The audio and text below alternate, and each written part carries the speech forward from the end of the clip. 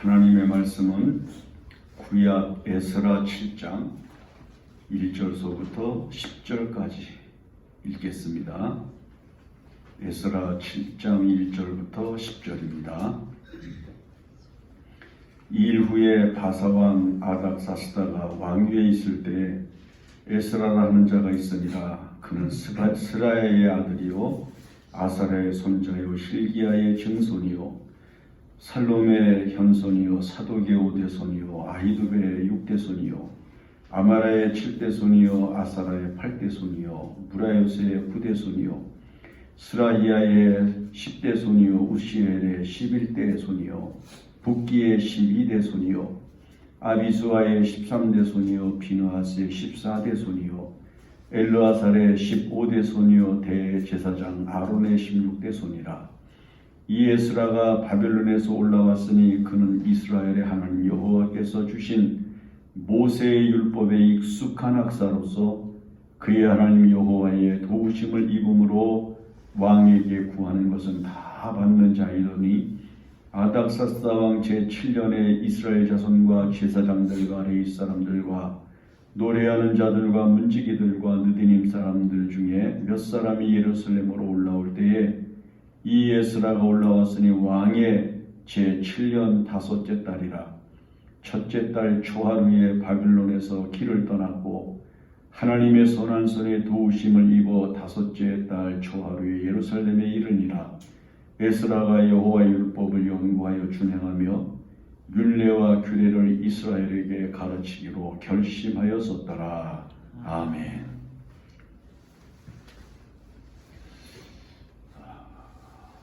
이스라엘 민족이 가장 중요하게 여기는 게 뭘까? 다양한 것들을 다 중요하게 여겼겠지만은 이스라엘 사람들에게 있어서 가장 중요하게 여기는 것이 가문이라 하는 거죠. 즉 가정의 전통과 문화를 가장 중요하게 여깁니다. 그래서 성경을 읽게 되면 특별히 구약 성경에서 이스라엘 백성들이 자녀들에게 가르쳐야 할 것들, 자녀들에게 전승해 줘야 할 것들, 자녀들에게 꼭 배워줘야 될 것들을 아주 상세하게 가르치고 있는 부분들이 곳곳에서 나타납니다. 우리가 이 세상을 살면서도 마찬가지지만 사실 가정보다 중요한 데가 어디 있겠어요? 가정이 평안해야 삶이 평안하고, 가정이 평안해야 마음이 안정되고, 가정이 평안해야 삶의 의욕이 있고, 가정이 평안해야 즐겁다 하는 것을 알 수가 있습니다. 그 다음에 그 더 큰 단위로 올라가게 되면 이스라엘 민족, 국가라고 하는 거대한 공동체를 이스라엘 민족들은 아주 중요시하게 여겼습니다.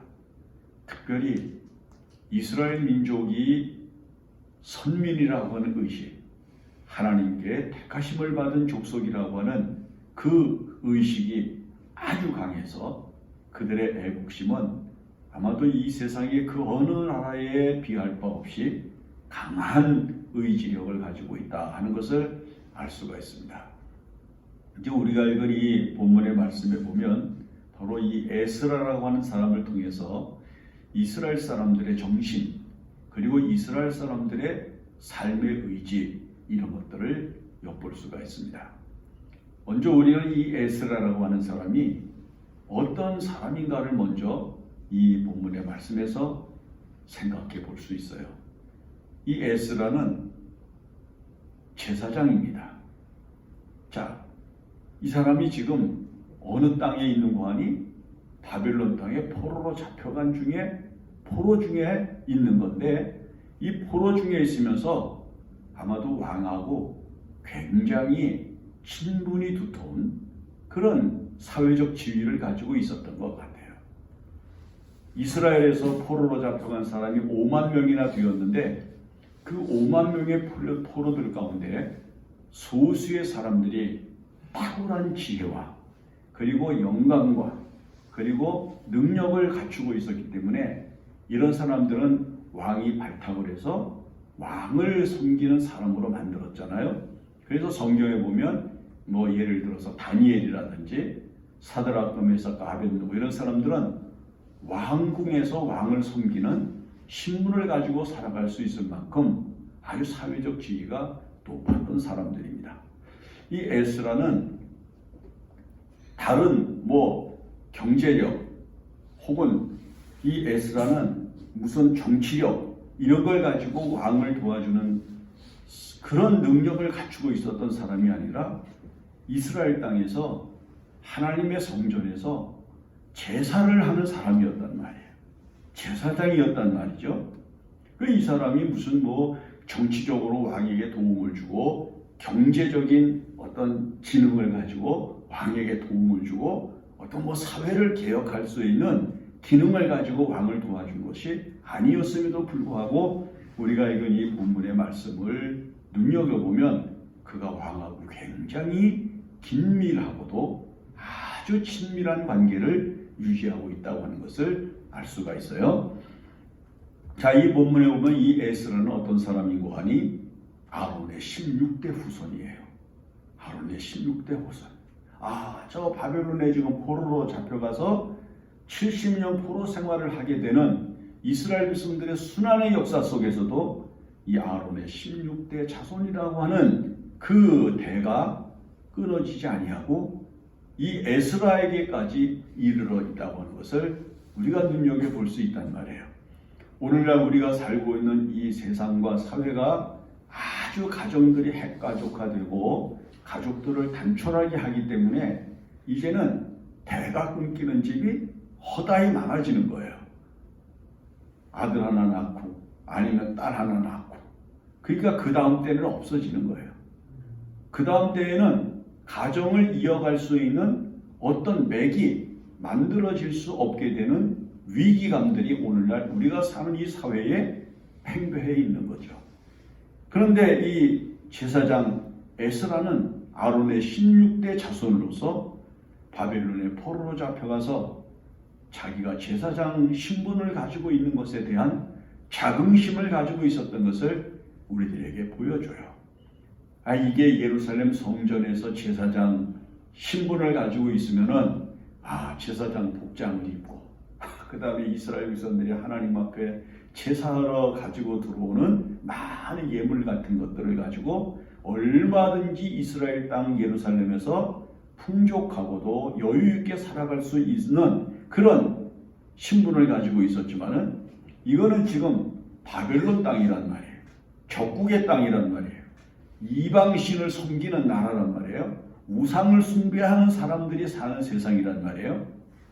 하나님의 성전을 깨뜨리고 하나님의 성전을 훼손하고 하나님의 성전을 망가뜨리고 하나님의 성전을 모욕한 바벨론 사람들이 살고 있는 그 땅에 포로로 잡혀가서 살고 있으면서 이 사람이 그 하나님을 사랑하는 것, 하나님을 의지하는 것, 하나님을 바라보며 소망을 가지는 것을 결코 약화시키지 않았던 것을 우리가 볼 수가 있는 거죠. 우리가 지금 이 시대를 살아가면서 뭘 가장 중요하게 여겨야 되나? 뭐 많은 것들이 있잖아요. 중요하게 여겨야 될 것들이 얼마나 많아요. 그러나 우리가 가장 중요하게 여겨야 될 것은 다른 것이 아니라 믿음이 단절되지 않게 하는 것, 믿음의 영광을 잃어버리지 아니하는 것, 하나님을 바라보는 믿음과 하나님을 의지하는 소망을 끊어지지 않게 붙들고 살아가는 것, 이게 얼마나 중요한 것인지 알 수가 없는 거예요. 자, 우리가 이 세상을 살면서 은혜롭고 영광스럽게 살아간 사람들의 가문을 보면 대부분 다 하나님을 잘 경유하고 섬기는 사람들의 가정에서 나타난 열매라고 하는 사실을 알 수가 있어요. 이 세상에서 그냥 뭐 돈 벌고 그 다음에 육체적으로 성공을 거두고 그 다음에 자기의 명성을 높이면서 살아가면서 자기를 위하여 자기 삶을 가다듬은 사람들은 대부분 얼마 가지 못해서 이 역사에서 사라져버리고 말았지만은 하나님을 잘 섬기고 하나님께 소망을 두고 하나님을 의지하는, 그리고 언제나 멀리 갔다가도 하나님께로 돌아올 줄 아는 하나님의 백성들은 명맥을 유지하고 그리고 더욱더 존엄하게 자신들의 역사를 만들어갈 수 있는 하나님의 은총 가운데 살았던 것을 볼 수가 있는 거죠. 그러므로 우리가 이 세상을 살면서 제일 중요하게 여기는 게 뭐냐 하면 우리의 가정이 믿음으로 살고 할아버지, 아버지 또 자녀들 그 후손에 이르기까지 계속해서 하나님을 잘 공경하고 섬기고 하나님을 경외하고 하나님을 의지하면서 믿음 안에 사는 것이라는 것을 결코 잊어서는 안 되는 겁니다. 이 세상에서는 많은 변화가 일어날 것입니다. 그러나 하나님을 섬기는 이 믿음만은 절대 약화되면 안 되고 변화가 일어나면 안 되고 이것은 언제나 모든 삶에 있어서 우선순위에 있어야 되는 제일 법칙이 되어야 된다고 하는 사실을 우리가 결코 잊어서는 안 됩니다. 하나님을 잘 섬기고 하나님을 공경하고 하나님께 소망을 두고 내가 지금 좋은 땅에 있든지 나쁜 땅에 있든지 우리가 행복한 곳에 있든지 정말 불행한 곳에 있든지 우리가 즐거운 자리에 있든지 괴로운 자리에 있든지 항상 우리의 마음속에 하나님의 말씀과 하나님의 율례를 따라 살아가는 거룩한 가치가 언제나 우리의 삶의 능력이 되어야 된다고 하는 사실을 우리는 이 에스라를 통해서 볼 수가 있는 겁니다. 그가 아론의 16대 후손으로서 저 바벨론 땅에 가서 포로 생활을 하면서도 그 자신이 하나님의 제사장이라고 하는 하나님의 백성을 위하여 제사하고 기도하고 하나님을 섬기는 일에 항상 제단과 함께하는 사람이라고 하는 사실을 잊지 아니하고 살았던 것을 기억하면서 우리도 하나님을 향하여 항상 바른 자세를 가지고 살아야 된다 하는 겁니다. 그 다음에 두 번째는 이 에스라가 그 바벨론 땅에서 왕하고 굉장히 친밀한 사람이었어요. 여기 보면 뭐라고 말씀을 하는 거 하니 이렇게 이야기를 해요. 6절에 보면 그는 모세의 율법에 익숙한 학사로서 그의 하나님 여호와의 도우심을 입음으로 왕에게 구하는 것은 다 받는 자이더니 이 에스라라고 하는 사람은 두 가지 놀라운 능력을 가지고 있어요. 하나는 뭐냐면 모세의 율법에 익숙한 사람이에요. 하나님의 율법에 익숙한 사람이라고 하는 말은 이게 하나님의 율법을 달달달달 외우고 있는 것뿐만이 아니고 그 율법을 가장 바르고 그리고 가장 정확하게 적용할 줄 아는 사람이었다. 그런 말이에요. 하나님의 율법이 그냥 우리의 머릿속에 기억되어져 있는 글자가 아니고 그리고 이 하나님의 율법이 우리의 생각 속에 머물러 있는 지식이 아니고 이 하나님의 율법이 자기 인생과 자기의 삶에서 정확한 곳에서 사용이 되고 정확한 곳에서 적용이 되고 정확한 곳에서 행동이 되는 규범이 되었다 그 말이에요. 그는 모세의 율법에 익숙했어요. 얼마큼까지 익숙했는가 하니 마치 예수님께서 광야에서 사탄에게 시험을 받으실 때 사탄이 시험을 하잖아요. 예수님한테 이렇게 해라 저렇게 해라 이렇게 해라 이야기할 때마다 예수님이 무엇으로 사탄을 꼼짝 못하게 붙들어 놓습니까? 하나님의 말씀으로, 하나님께서 하셨던 말씀으로 사탄이 꼼짝 못하게 대응을 하시면서 마지막에는 사탄아 물러가라고 단호하게 책망하고 꾸짖는 역사를 우리들에게 보여줘요. 우리가 이 세상을 살아가면서 이 하나님의 율법에 익숙한 사람이 되어야 돼요. 예수를 믿으면서 하나님의 율법에 익숙하지 못한 사람이 되면 언제든지 세상 지식이 앞서고 인간의 경험이 앞을 서면서 언제나 믿음의 의가 깨지고 무너질 수 있단 말이에요. 그러나 하나님의 율법, 모세의 율법에 익숙한 삶을 살면 이것은 하나님이 원하지 않는 것, 이건 하나님이 원하시는 것, 이건 하나님께 영광이 되는 것, 이거 하나님께는 이것은 걸림이 되는 것, 이거 정확하게 우리들에게 지시하시는 능력을 나타낼 수 있단 말이죠. 그러므로 이 세상을 살면서 모세 율법에 익숙해서 이 에스라라고 하는 사람은 바벨론 땅에 살면서도 결코 부끄러운 삶을 살지 않고 양심에 거스리는 일을 행하지 아니하면서 진실하게 사는 삶을 사람들에게 보여줄 수 있었던 것으로 이 본문의 말씀을 유추할 수 있습니다. 그 다음에 또 한 가지가 뭐냐면 왕에게 구하는 것은 다 받는 자이더니 그랬어요. 왕한테 가서 뭐 좀 달라고 그러면 왕이 주는 거예요. 왕한테 무엇을 가서 부탁을 하면 왕이 거절할 수가 없는 거예요. 왕에게 가서 자신의 원하는 소원을 이야기를 하면 왕은 반드시 그 이야기를 들어주면서 이 에스라의 마음을 흡족하게 했던 거예요. 자, 우리가 이 세상을 살면서 다른 사람한테 가서 뭐 어떤 사정을 이야기하고 뭘 빌리고자 하고 얻고자 할 때에 우리가 신뢰를 받지 못하면 절대 얻을 수가 없어요. 어떤 사람이 쓴 글에 보니까 사람이 세상을 살면서 가장 어려운 때 찾아가서 도움을 구하여 도움을 받을 수 있는 친구가 10사람만 있으면 그 사람은 인생에서 결코 실패하지 않을 수 있다. 이렇게 글을 썼더라고. 자, 내가 돈이 필요해. 한번 꼽아봐요. 내가 누구한테 가면 이 돈 얘기를 하면 이 사람이 빌려줄까? 한번 꼽아보면 그냥 사람이 많은 것 같은데 아유, 그 사람 안 되지. 몇 사람 안 될 거예요. 아마 한 사람도 없을 수 있는 사람이 허다하게 많을 거예요.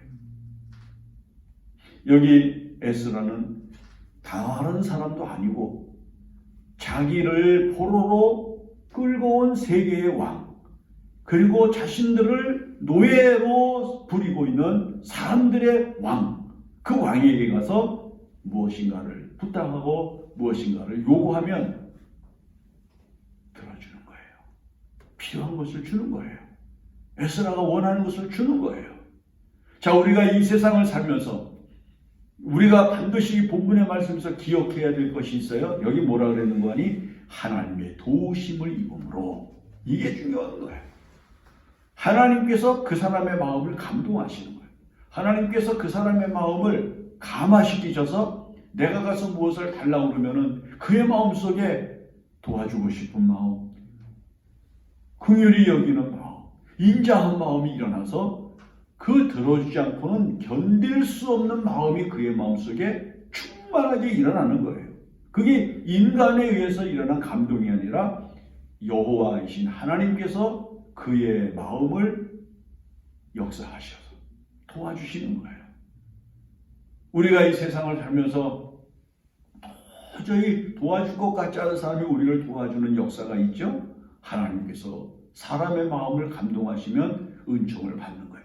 제가 수십 년 전에 읽은 글 가운데 어떤 사람이 그날 그 당시에 돈 50만 원이 급히 필요했다는 거예요. 그때 뭐 애지간한 사람들 봉급이 얼마인고 하니 뭐 몇만 원 정도 되고 이럴 텐데 50만 원 돈이 갑자기 필요한데 도저히 돈을 구할 수가 없어요. 그래서 그 하나님 앞에 기도를 했더니 귀찮은데 하나님이 청주에 가라 그러더래. 이게 무슨 소리가 하고서는 다시 한번 이렇게 기도를 하는데 청주로 가라.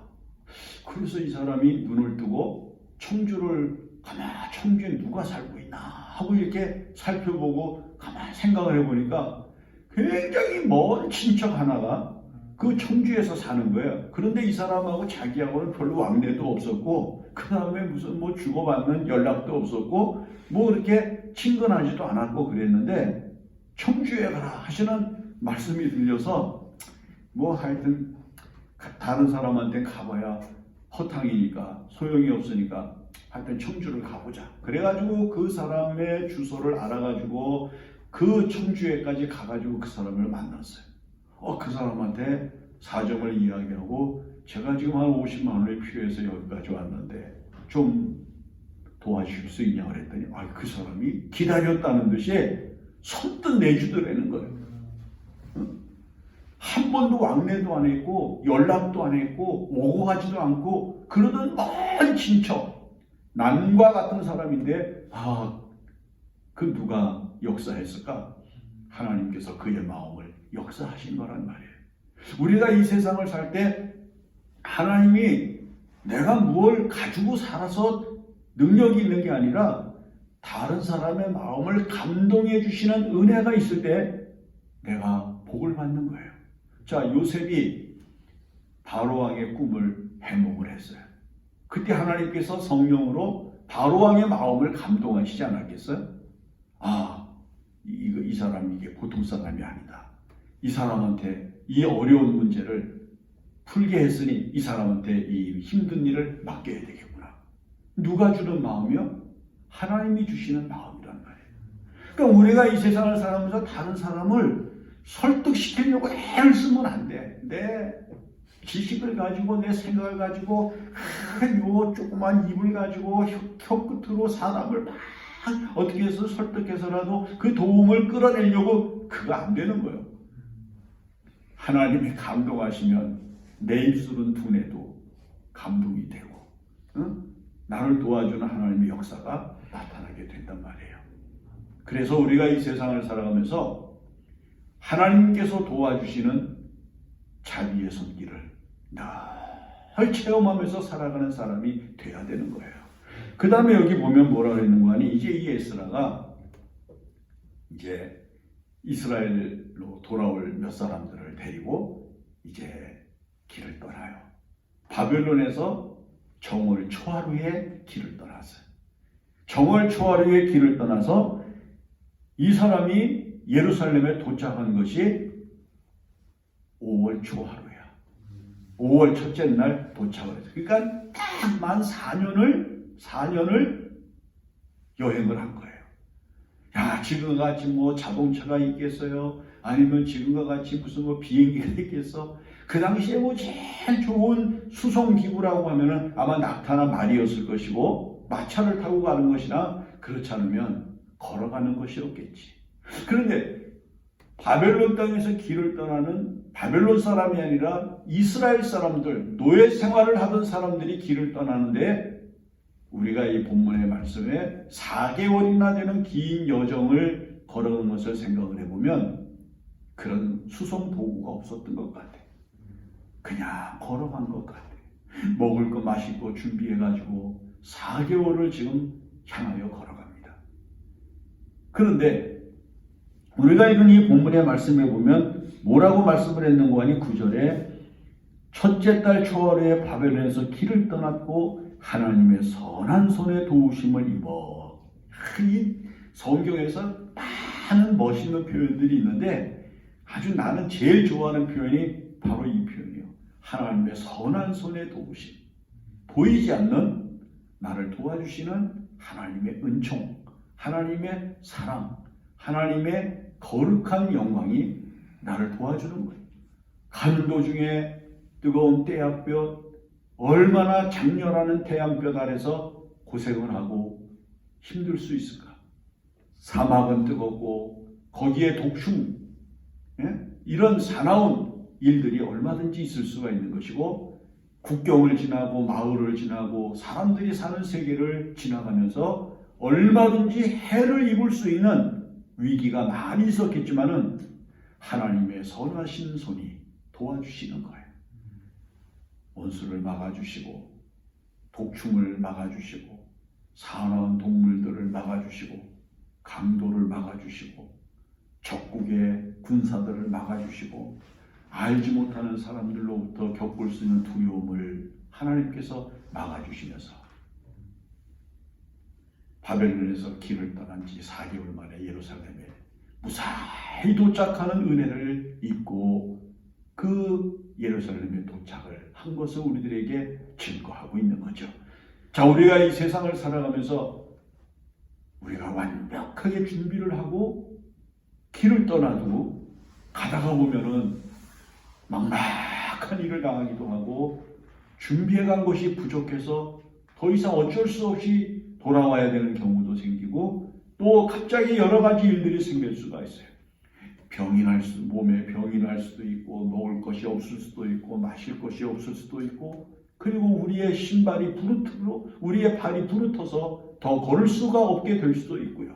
악한 사람들을 만나서 다 가지고 있는 것들을 빼앗길 수도 있는 위기는 끊임없이 있는 것이지만은 우리가 이 세상에서 누구를 힘입어 은혜의 길을 갈 수가 있는가?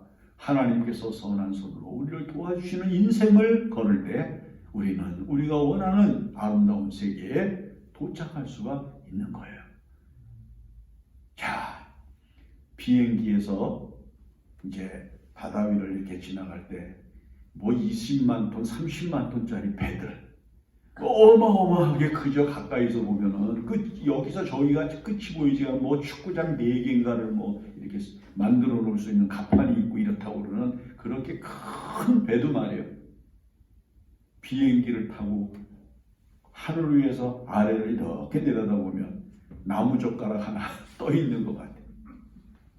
그렇게 인생이라고 하는 게 보잘것 없는 거예요. 만약에 엄청난 해일이 일고 그 다음에 폭풍이 일고 아마 그러면은 그런 배들이 무슨 수로 목적지를 향해서 다가갈 수가 있고 도착할 수가 있겠어요? 파손될 수밖에 없겠지. 그러나 하나님께서 도우시면 무사히 도착할 수 있는 거예요.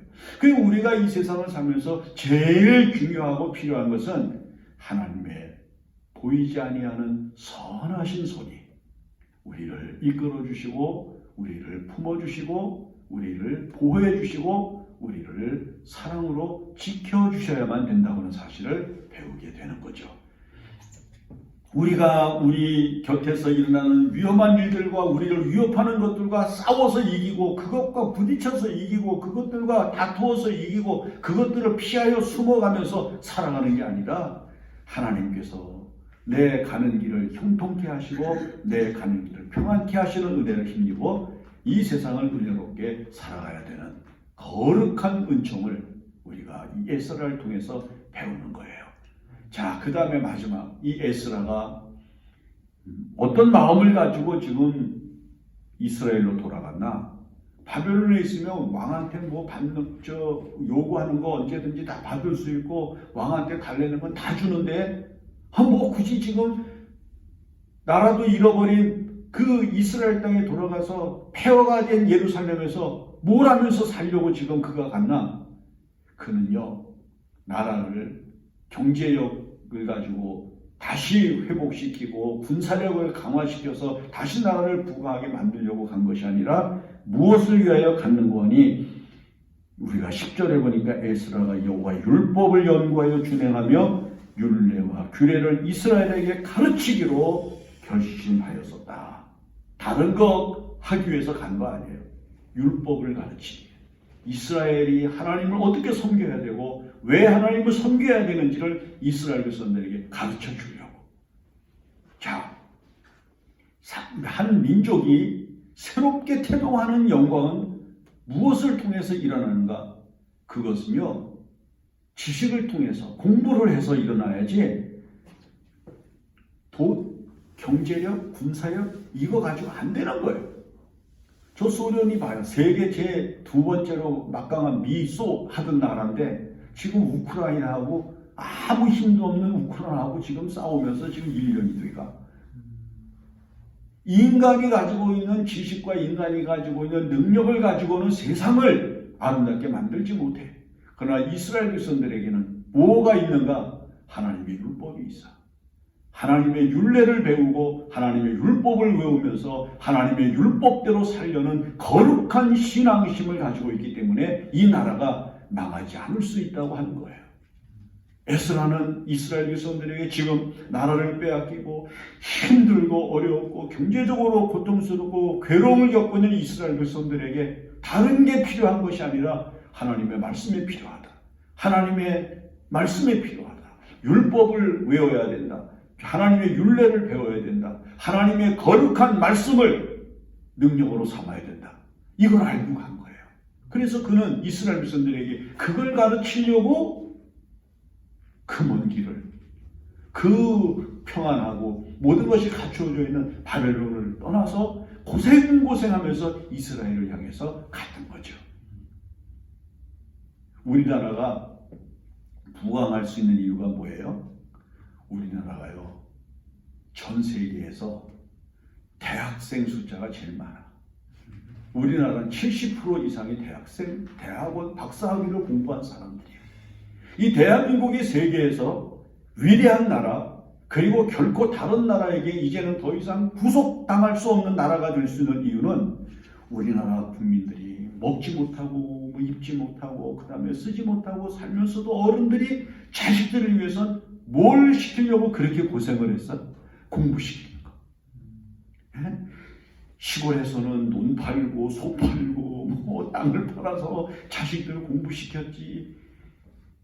아침 일찍부터 저녁 늦게까지 나가서 저 부모들이 자식들을 공부시키기 위해서 얼마나 노력을 했는지 몰라.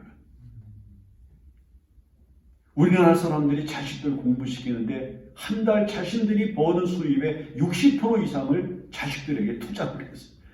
그래서 이 나라가 지금 말해 이렇게 부강해진 거예요. 공부시킨 게 최고야. 돈 못 줘도 돼. 뭐 재산 못 줘도 돼. 뭐만 주면 돼? 공부를 시켜야 돼. 근데 공부 중에 최고의 공부는 성경 공부야. 신학이야. 하나님의 말씀을 배워야 되는 거예요. 하나님의 말씀을 배우면 살 길이 열려요. 하나님의 말씀을 배우면 힘이 솟아요.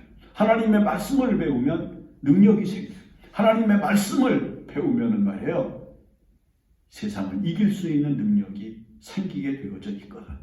그래서 에스라가 이스라엘 백성들, 지금 나라는 바벨론에 빼앗겼고 예루살렘은 바벨론에 의하여 완전히 회파됐고 예루살렘 성전은 다 무너져서 그 안에 있었던 그 찬란했던 영광은 다 도둑질을 당했지만 하나님의 율법을 배우고 하나님의 율례를 가르치면서 그 율법을 이스라엘 백성들은 다시 생명력을 가지고 살아날 수 있었던 거예요.